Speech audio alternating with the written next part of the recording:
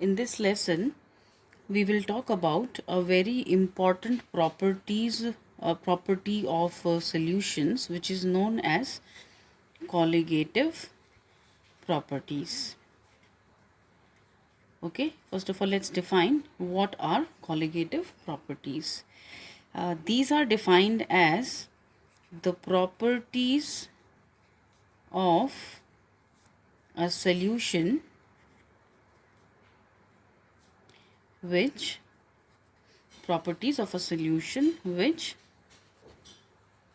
depend upon the number of solute particles irrespective of their nature relative to the total number of particles in the solution. So I am repeating again, what are colligative properties? These are the properties of a solution which depend upon the number of solute particles irrespective of their nature relative to the total number of particles in the solution. This means that the colligative properties, they depend on how many solute particles are there in the total solution irrespective of their nature. So the colligative properties, they identify number and not the nature of the solute particles. How many solute particles are there, that is important. Okay, now there are 4 different colligative properties which we will study in this chapter. So we'll start with them one by one. The first colligative property that we talk about is called relative lowering in vapor pressure. It is the relative lowering in the vapor pressure. This case we have already talked about when we discussed the vapor pressures of liquid solutions. Okay, so I will again discuss the same situation to understand this property. Let's say in a container we have some solvent here. So what I have taken here is solvent, and solvent we represent by A, and the solvent was volatile, so it evaporated and it created some pressure. The solvent evaporates and the vapors create pressure.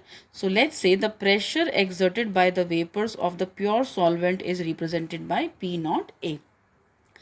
Now to this solvent we add a solute. We add a solid solute and we form a solution. So finally in the solvent we have added a solute, and now what you have in the container is the solution. Now from the solution the solvent will still evaporate and it will exert some pressure. Remember that only the solvent will evaporate, the solute will not, because the solute taken here is non-volatile. So because the solute is non-volatile, only the solvent from the solution evaporates and exerts some pressure. And let's say this pressure is represented by PA. And what is PA? PA is now the vapor pressure of the solution. So P naught A is the vapor pressure of the pure solvent and PA is the vapor pressure of the solution. Here the surface was entirely covered by the solvent molecules, but in this case the surface is also covered by these darkened solute particles. And so what happens is that the tendency of the solvent to evaporate gets decreased because the surface now is covered by both the solute as well as the solvent. So solvent evaporates less, and PA, certainly PA is less as compared to P naught A. So what we observe is from the solvent, as we make the solution, there is a decrease in the vapor pressure. That is why the property is relative lowering in vapor pressure, a decrease in the vapor pressure. Okay, so the vapor pressure of solution is less. Now let's see how much decrease in vapor pressure is there. Let's say delta P represents the change. Delta is always for change. Now the change here is decrease. So change or decrease in vapor pressure. Now what will that be equal to? Initially the vapor pressure was P naught A for the pure solvent, and finally the vapor pressure of the solution is PA. So P naught A, which was initial, PA, which is final. So P naught A minus PA gives us delta P, the change in vapor pressure. And now finally we are coming to the property. The property was relative lowering in vapor pressure. What will that be represented by? Delta P is the lowering in vapor pressure. With respect to what? Obviously with respect to what we started with. And we started with what? The solvent. And the vapor pressure of the solvent was P naught A. So when this lowering in vapor pressure is divided by the vapor pressure of the pure solvent, this delta P by P naught A is the colligative property, which I am writing again. This is relative lowering in vapor pressure. So what is relative lowering in vapor pressure represented by? It is represented by delta P by P naught A. Lowering in vapor pressure relative to, with respect to what? The solvent, initially P naught A. So this delta P by P naught A, finally, if we want to derive the expression. So what is delta P? Delta P we have already seen, the change is P naught A minus PA, and divided by, in the denominator we have P naught A. Okay, now further P naught A minus, if you can recollect the Rawls law. Now as per the Rawls law, PA, which is the vapor pressure of a particular component here, is equals to what? P naught A into chi A. So I have replaced PA by P naught A into chi A using what? Using the Rawls law, and divided by what we have is P naught A. Now what you can take common here is P naught A. When you do that, you are left with 1 minus chi A, and divided by P naught A, which gets cancelled, and you are left with 1 minus chi A, which is equals to chi B. Remember, the sum of the mole fractions chi A and chi B is equals to 1. So 1 minus chi A is equals to chi B. And so I get the final expression as delta P by P naught A, which is the relative lowering in the vapor pressure, is equals to what? Chi B. And what is chi B? Chi B is the mole fraction of the non-volatile solute. So what is the relative lowering in vapor pressure equal to? The relative lowering in vapor pressure is equals to the mole fraction of the non-volatile solute. And this means that how much lowering in vapor pressure is going to occur, that straight away depends on how much non-volatile solute was added. The more the non-volatile solute added, the more will be the lowering in the vapor pressure. Because why was the vapor pressure lowered?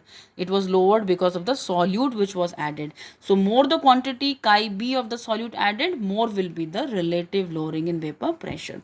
So delta P by P naught A is equals to chi B. Now we can further express chi B as what?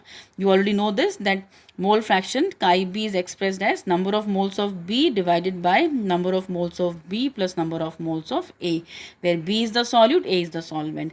And this can further be written as, what is number of moles? Number of moles is equals to given mass of the solute upon molar mass. Further, number of moles is given mass upon molar mass, and number of moles of A again written as given mass upon the molar mass. So this is the expression for the relative lowering of vapor pressure, delta P by P naught, which can be calculated by using this formula. Okay, and I'll mention one more thing here, that the application of this relative lowering in vapor pressure, what is the application of this colligative property? It is used to calculate the molar mass. It is used to calculate the molar mass of the non-volatile solute. And what is that represented by? Capital MB. So the colligative properties are actually used for this purpose. These are used to calculate the molar mass of the non-volatile solute, which is MB. So using all other details given in the question, if you have a numerical, the molar mass of the non-volatile solute can be calculated. The next colligative property that we are looking at is elevation in the boiling point. Elevation means an increase in the boiling point. Now let's see how this increase will happen. So understand this using this graph. let's say I take vapor pressure on the y-axis and it is temperature here on the x-axis. So this is as temperature increases, and on the vapor pressure axis, let's say this point, okay, this particular point represents 1 atm. 1 atm is the normal atmospheric pressure. So what is this representing? This is vapor pressure, and this point represents how much vapor pressure? 1 atmosphere, 1 atm. Okay.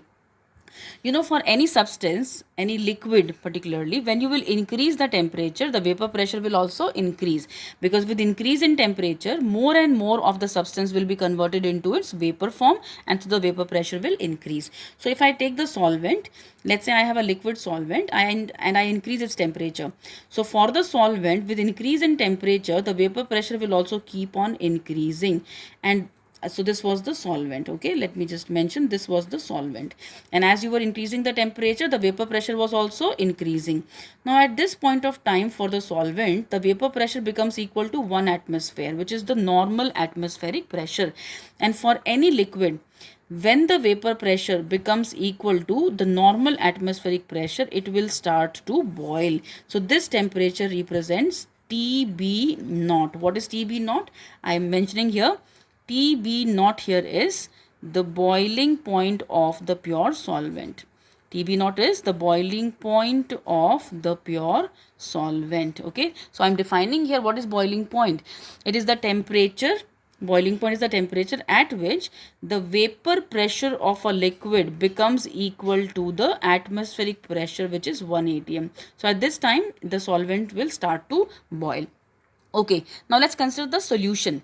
We saw in the first colligative property that the vapor pressure of the solution is always less than the solvent. We saw how it gets decreased because of the non-volatile solute. So the graph for the solution will be lower than the solvent. Okay, so let's say I am now talking about the solution. Now even for the solution, if you will increase the temperature, its vapor pressure will increase. When you increase the temperature for the solution, more of the liquid will convert into vapors. Its vapor pressure will keep on increasing, and look at this point. So this was our solution. And now for the solution, with increase in temperature, when the vapor pressure becomes equal to 1 atm, even the solution will start to boil. So this temperature here, this temperature is the boiling point of the solution, which I am representing by TB. So what is TB? TB here is the boiling point of the solution. So what do you observe? As compared to the solvent, the boiling point of the solution is more. It has increased, and that is why the colligative property is what? Elevation in boiling point. And how much increase? From TB naught you move to TB. So this is the gap which represents the change in the boiling point, delta TB. And so what is delta TB here? Delta TB is the change. It is the change, or you can say the elevation, because the change is increase. From the solvent to the solution, it has got increased. So change or elevation in boiling point. That's a colligative property, elevation in boiling point, delta TB. And what is that equal to? It will be equal to TB minus TB naught. How much increase? TB minus TB naught. So delta TB, okay, delta TB is equals to TB minus TB naught. So boiling point of solution minus the boiling point of the pure solvent is delta TB, the colligative property. Now it was observed that for dilute solutions, this is especially for dilute solutions, delta TB, that is the elevation in boiling point, was directly proportional to small m. What is small m? Molality. Delta TB, the elevation in boiling point, was found directly proportional to the molality of the solution. And when we replace the proportionality, we put a constant. So delta TB is equals to KB into m, where certainly KB is a constant. Now KB is a constant, and it is known as, there are three names that you can call it by. Number one, it is known as the boiling point elevation constant. Number one, boiling point elevation constant. Number two, it is also known as the molar elevation constant, or it is also known as the ebullioscopic constant. Ebullioscopic constant. So Kb is a constant. And if you look at the units of Kb, okay, units of Kb, what will be Kb from here? Kb will be delta Tb divided by molality. Delta Tb is temperature, change in temperature, Kelvin, and divided by molality. If you remember, the units for molality is mole per kg. So delta Tb divided by molality, and molality was mole per kg, so it becomes Kelvin kg per mole. Kb has units Kelvin kg per mole. Why? Because I am writing here, if you from this expression write Kb, it is delta Tb divided by molality. So delta Tb is in Kelvin and molality was in mole per kg, so moves to the numerator, becomes kg per mole. So delta Tb is equals to Kb into m. Let's just expand the expression further. Delta Tb is equals to Kb into m, molality. You know already molality. Molality is defined as the number of moles of the solute, so which is further given weight of the solute upon molar mass of the solute and then weight of the solvent. When this weight of the solvent is in grams, we multiply the numerator by 1000. So delta Tb is equals to Kb into m, and on expanding m we get this expression. Now even this colligative property can be used to calculate the molar mass of the solute. What is Mb?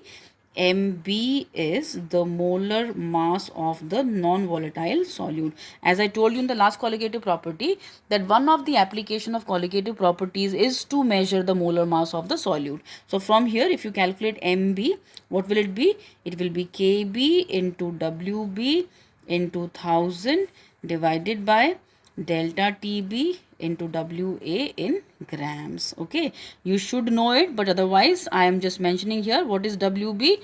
Wb is the mass of the solute. And what is Wa? Wa is the given mass of the solvent. And Mb, I have already mentioned, it is the molar mass of the solute. Now Kb is a constant. Kb is a constant which in numericals is normally given. But if it is not given, then you can calculate Kb by using this formula. Kb is a constant and it entirely depends on the nature of the solvent, and it is calculated as R into M into Tb naught square divided by delta H vaporization into 1000. Now let me mention all these things here that we have taken. What is R here? R is the gas constant, the universal gas constant, which is equal to 8.314 joules per Kelvin per mole. Then what is capital M here? Capital M is nothing but it is the molar mass of the solvent. It is the molar mass of the solvent. Then what is Tb naught? Tb naught is the boiling point of the solvent. It is the boiling point of the solvent. And the last thing that you see here is delta H vaporization.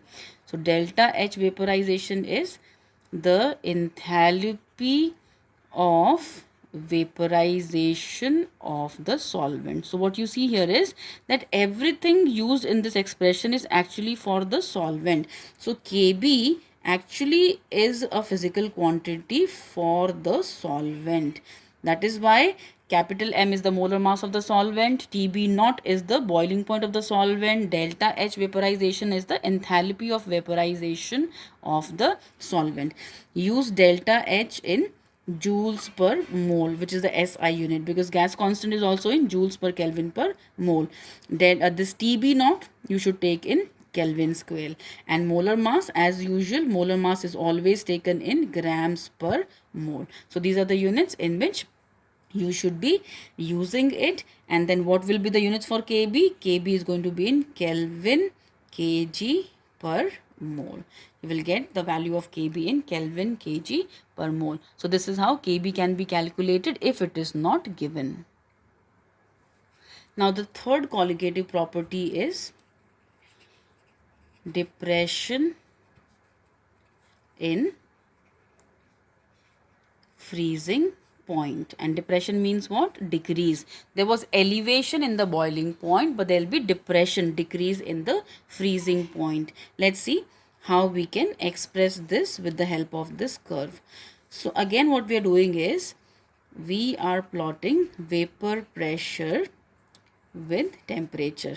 And if you remember from the last colligative property, when temperature increases, the vapor pressure also increases. So if I decrease the temperature, see, we are looking at freezing point. So that means we are trying to freeze. So for freezing, we need to decrease the temperature. So as I will decrease the temperature, the vapor pressure should decrease. So on decreasing temperature, vapor pressure should decrease. So first of all, let's see it for the solvent.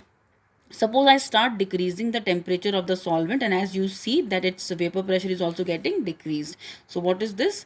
This is our solvent. Okay. Now temperature was decreased, the vapor pressure was getting decreased. You know, a point will come when the solvent will freeze. So this is the point at which the solvent freezes. So what is this? This will be TF naught.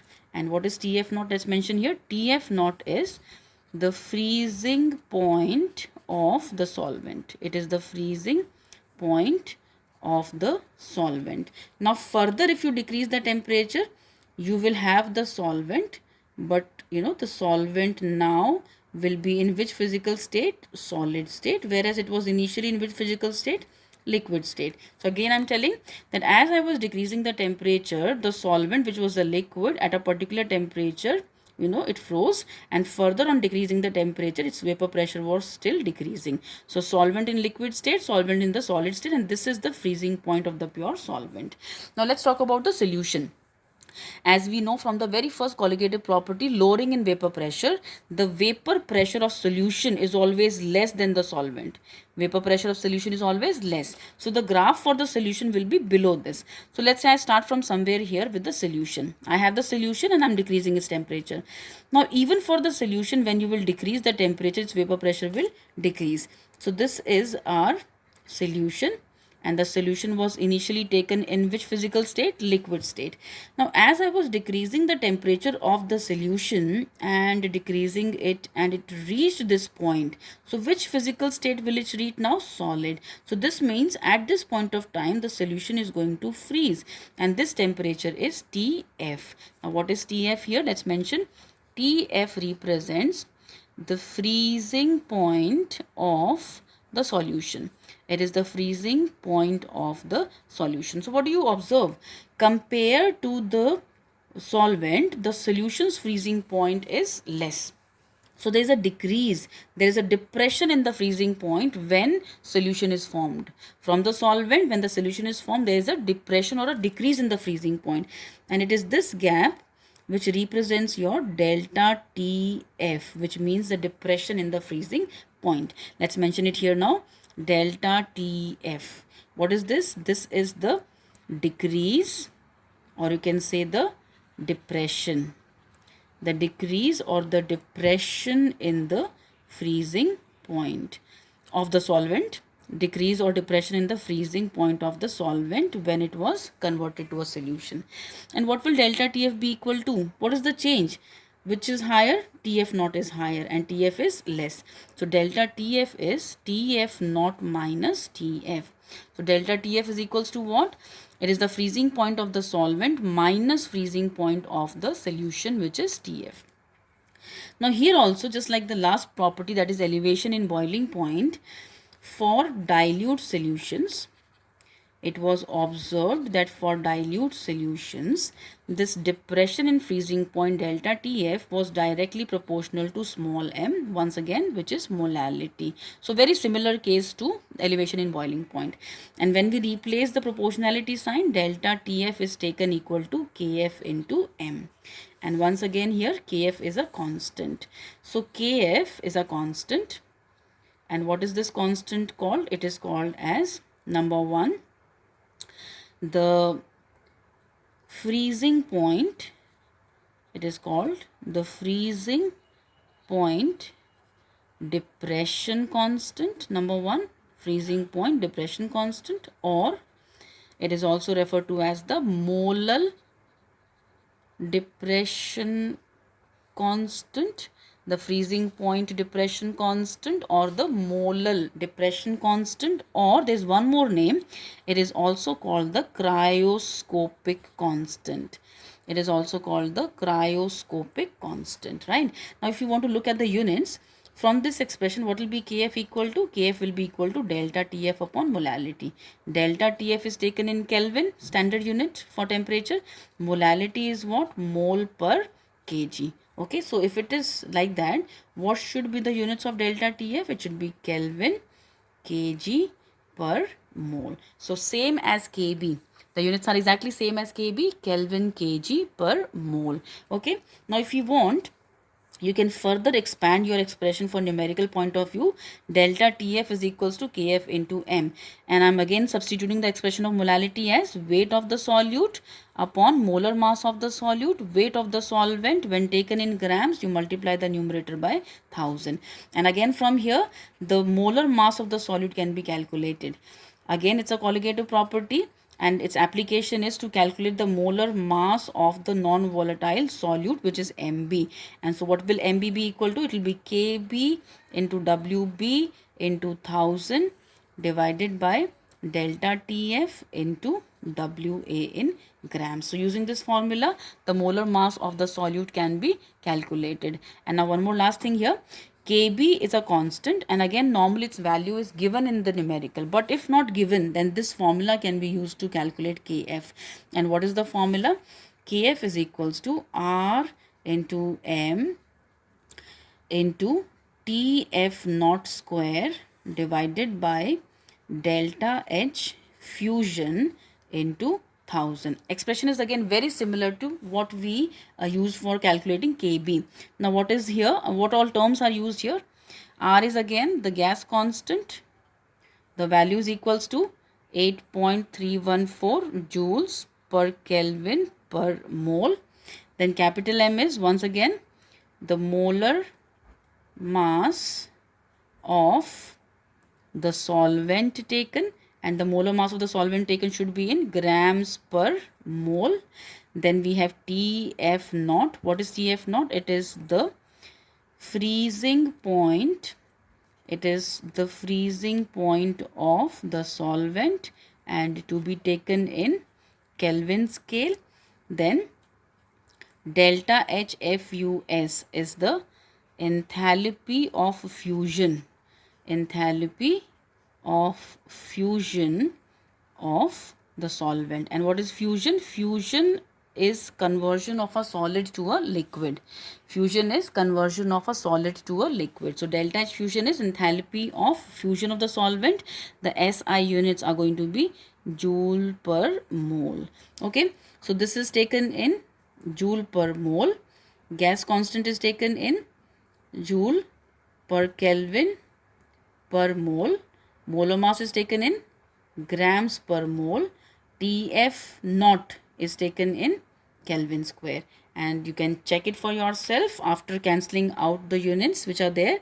Kf will come out to be in Kelvin kg per mole. So Kf is a constant measured in Kelvin kg per mole.